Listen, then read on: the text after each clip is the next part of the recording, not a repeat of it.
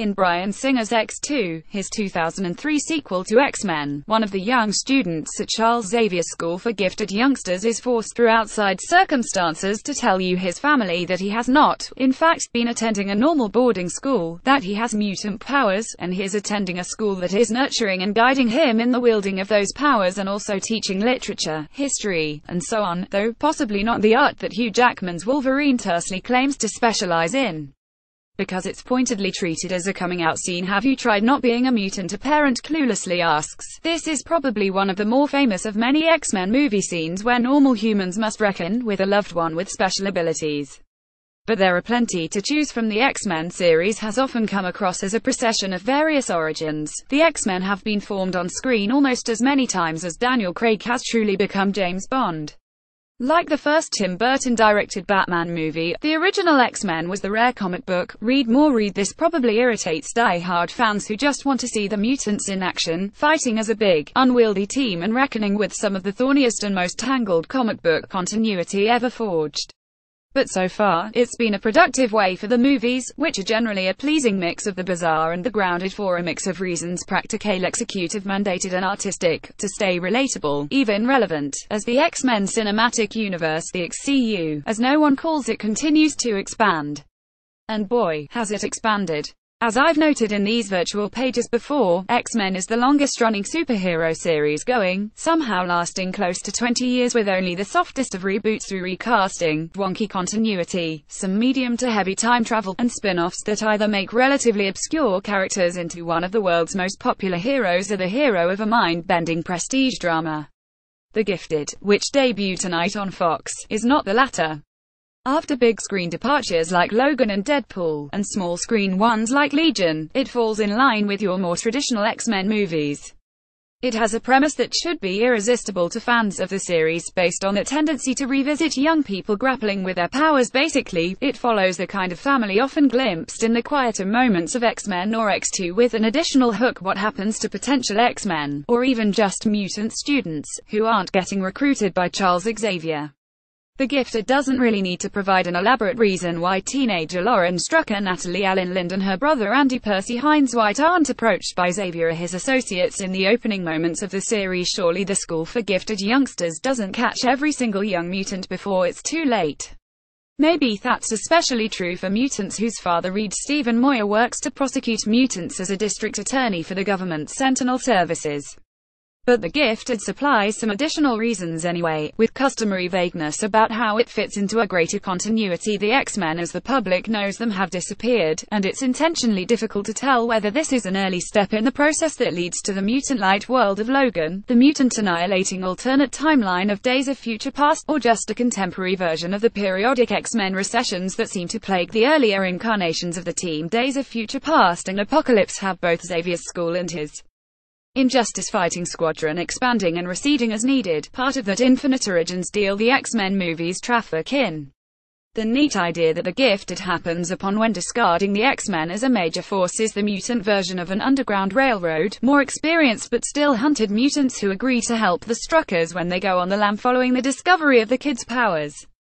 Based on the pilot, it called The Gifted's political relevance casual and glancing rather than bone deep, but it can't be an accident that the bully who torments Andy to the point of him snapping into power mode sports a haircut that seems vaguely inspired by the style of alt-right, which is to say modern-day white supremacist. The X-Men movies have always gotten a certain charge out of their connections to the bigotry, hatred, and strife of our real world, and The Gifted has a chance to update that material for the current moment. With Run the Series, the AV Club examines film franchises, studying how they change and evolve. Read more. Read understandably, it doesn't go all in on that material for the pilot. Even the show's jokes about wokeness have a throwback element, like the way it revives the old slur mutie, much to Lauren's protestations. More importantly, it doesn't have any scenes quite as affecting as the best Bryan Singer X-Men movies. Singer even directed the pilot, and it seems like it should be a bigger deal than it is. Sure, Apocalypse didn't do that well, but the dominant creative voice on the film series pretty much boils down to Singer and, to a lesser extent, screenwriter Simon Kinberg, who has wriggled his way into the director's chair for the next main Team X-Men movie, and director James Mangold, who worked wonders with his two Wolverine pictures. Singer doesn't currently have another X-Men movie on the docket, which makes his participation here seem all the more crucial. Though he's become an underrated action director, Singer's real strength in this series is finding the moments of humanity in an ensemble of superpowered craziness. It's unfortunate, then, that Singer and series creator Matt Nix don't quite nail that stuff here. Though there's a fun C-team of non-men working the underground mutant assistance program, including Blink from Days of Future Past, though here SHES played by Jamie Chung, not Fan Bingbing. The emotional core of the story is supposed to be the Strucker kids plus their parents Reed and Caitlin Amy Acker. While it is touching to see the parents, particularly Reed, willing to jump into the mutant-human conflict fray without thinking, as soon as their kids' safety demand it, it's too bad that it has to be expressed in such boilerplate terms. There's nothing more important to me than my family, poor Moyer has to intone at one point. This does not make his character interesting. It makes his character apparent. Moyer in general doesn't come off great in this pilot. He often speaks with a whispery intensity that the show tries to lampshade in an early scene with Acker, where he threatens a school administrator with legal action over the bullying of his son before when the administrator leaves the room asking his wife if he went too far with the scary lawyer voice.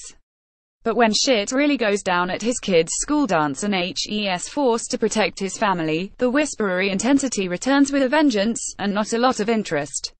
Similarly, Acker doesn't have time or opportunity to show off much of her charm in this introduction. SHES stuck in protective mum mode. Yet, at this point, the Gifted still holds a lot of promise. It's got a snappy pace, introducing a bunch of new mutants, a bunch of powers, the family that has to go on the run, the government agency that's after them, and a couple of serial-friendly cliffhangers both immediate and longer range. For the immediate future, there's the fact that the episode ends with Reed on the wrong end of a Blink-produced portal. His family has successfully eluded pursuit and hopped to another location, but he didn't make it cut to black. And for the longer term, metal-controlling Polaris Emma Dumont has been plastic-prisoned, Magneto-style, and pregnant, raising the question of what kind of powers we might expect from an eventual kid with Polaris and Eclipse Sean Teal for parents. All of these characters and dimensions to another mutants versus government conflict could seem unfocused, but because many of the dimensions cover stuff we don't get from the main X movies, I'm game for it. My hope now is that a series seemingly based in part on the grace notes from other movies, those coming out analogies, will find its own smaller moments in the margins to make it more than a fast-paced mutant chase. Stray observation. I'm Jesse, and I'll be watching The Gifted with you guys this season. I promise all of the reviews won't be this long. There's always a lot of table setting when you're diving into the X-Men universe, and with that out of the way, I also promise that future reviews will not talk endlessly about one of my favorite movie series. And with that said, if you want some background on my love for the XCU, I'll directly you again to my Run the Series piece. It was written before Logan came out, so those of you who love the ranking stuff can slot that movie in around, I guess 3 or 4. Probably the Wolverine should have been ranked ahead of Apocalypse, too, but I also probably like Apocalypse way more than you do. So the kid's mutant powers. Andy seems to have the kind of destructo wave powers that humans most fear in the X-Men world, because they lend themselves so easily to carrier-style situations. But I'm more into Lauren's weird protective bubble production power, because one of the fun things about the X-Men is how weirdly specific and sometimes unhelpful their powers can be. I'm sure these particular powers have more scientific names in whatever comic books they're based on. Polaris is probably Magneto's daughter, right? That seems to be what the behind-the-scenes folks have admitted in the run-up to this premiere. Of almost equal importance, this makes her Quicksilver's sister, presumably half-sister, anyway. I know Michael Fassbender isn't booking any TV anytime soon short of some kind of HBO thing, but Evan Peters does TV every year. Will Quicksilver zip into the frame? The answer, probably not. But it's fun to think about. I know it's just a pilot, but they didn't try too hard with that Stan Lee cameo, did they? Guy walking out of bar isn't exactly a delightful wink so much as an obligatory nod that makes a reasonably entertaining pilot feel a little like a poor man's feature film.